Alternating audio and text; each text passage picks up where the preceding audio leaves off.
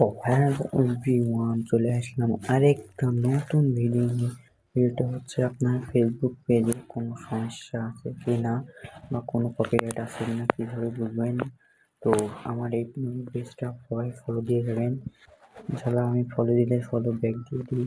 এখানে আমি প্রথমে ফলো দিয়েছি 107 জনকে ফলো দিয়েছি, আমার ফলো ব্যাক দিয়েছি মাত্র 60। সমস্যা নেই, আপনি ফলো দিবেন। এখন মূল ভিডিওতে আসলাম। এখানে আসার পরে যে আমি আপনাদেরকে মার্ক করে দিচ্ছি, যে প্রথমে আপনার এরকম